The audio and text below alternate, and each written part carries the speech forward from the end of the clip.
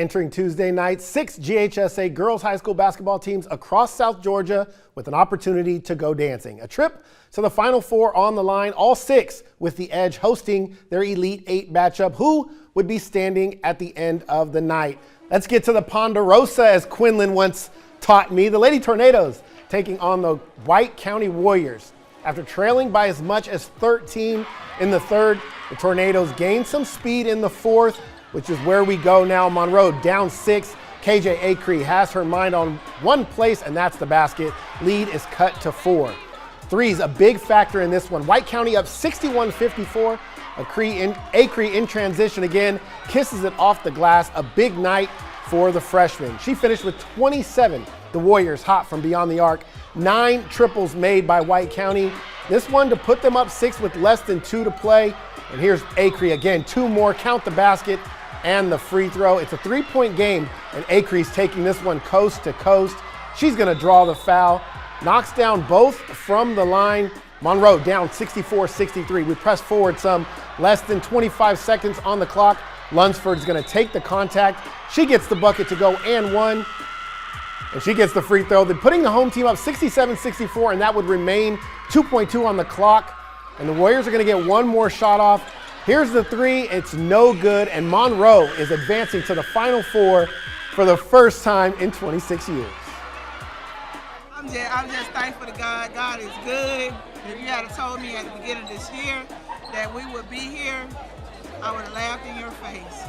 If I knew I had all these freshmen and one senior coming back and one senior coming back for injury. God is just good. He's faithful and he's good. I believe we did tell you that, Coach, at the Basketball Media Day in Rochelle. The Lady Patriots back in the Elite 8 for the second consecutive season. And before the game, a really cool moment here as Lady Pats Tatiana Howard got to sing the national anthem.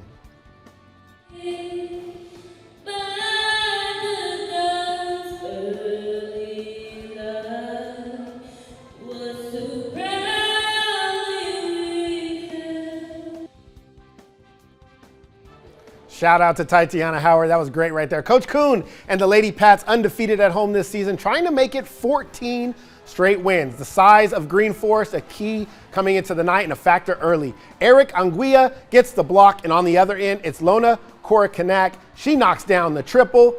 Green Forest out of the gate strong, 16-7 the score after 1. But you can't count out this Wilcox squad. They turn it up in the second. Carly Miller buries the 3 from the corner. And defense to offense here, Zariah Martin picks the pocket of Ndante Ndaye.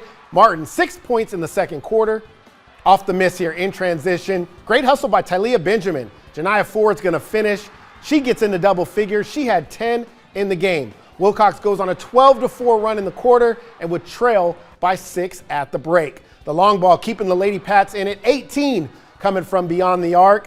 Late third quarter, they're trailing by 2. Martin into the lane, and we're all tied at 38. Ford's gonna knock one down to end the third. 42-40 after 3. In the fourth, the Lady Patriots just running out of steam. The shots just would not fall. They scored just 2 points in the final quarter, and Green Forest would turn it up late. They would go on a 15-2 run and hand Wilcox their first home loss of the year. Coach Kuhn had nothing but positive energy for her girls and all that they accomplished. Wanted to push the ball in transition every time we got a chance to. I am very proud of them, the way they played. We've discussed it the last couple of days, last week, and not looking past anybody, but we were trying to get prepared for Greenville. And we knew how big they were, so I just told them, I say, it is all heart. You're gonna have to get out there and just play with all heart. And hey, they left it on the court. All right, it was a showdown in the Palace. Tift County hosting River Ridge. The Knights jump out to a 10-5 lead early. Michaela Bryant, short jumper, put them within 3. Caitlin Burgess is gonna with the catch and shoot. We're all tied at 10. The Blue Devils would go on a 7-3 run to end the first, and they were up 4. Second quarter now tied at 17. Maya Cushing is gonna find Bryant under the basket. Blue Devils up 2. Later in the second, tied again. Cushings takes a hit to the knee here. Bad news for the Blue Devils. She did not return in this game. Big loss for them. It was a back and forth final 2 minutes of the first half. Tift County with the 1-point lead at the break. but the Knights would turn it up in the final 2 quarters, outscoring 37-21, and River Ridge advances to the Final Four. All right, so Monroe punches their ticket. Tough loss for the Lady Blue Devils and the Lady Patriots, but an amazing season for both. They should be very proud. We'll have more on their run this Thursday night on Sports Talk, but there were 3 other teams looking to join the Monroe Golden Tornadoes tonight in the Final Four. The Vikettes on Milton in the Crimson Coliseum. A tough start for the Lowndes Vikings. The Eagles would go on a 7-0 run to start things out. Milton gets this pretty shot up here, and for 2. Lowndes is going to finally be able to get a bucket. Kayla Jackson takes the shot inside the paint, and she gets it. Lowndes is finally on the board. The hot streak would just continue to pour from the arms of Milton. Nia Smith drains the 3, and the Vikettes would be down 19-5 after the first half, but they would find a way to turn things around, and they would get the win 61-60, and they are moving on to the Final Four, where they will play Grayson Saturday at 5 at Georgia State.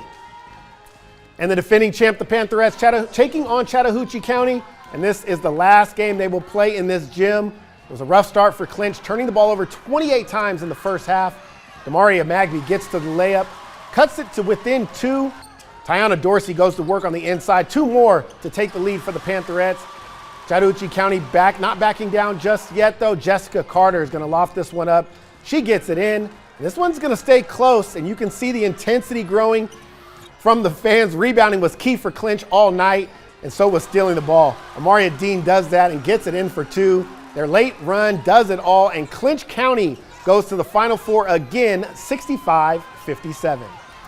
Final game of the night was the Indians Seminole County losing their home game against Taylor County as Taylor moves on to the Final Four.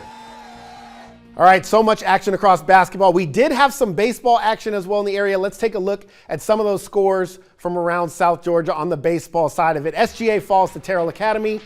Deerfield-Windsor falls to First Presbyterian. Tift County gets the big win over Thomasville. Westwood 15-4 over Abbeville Christian.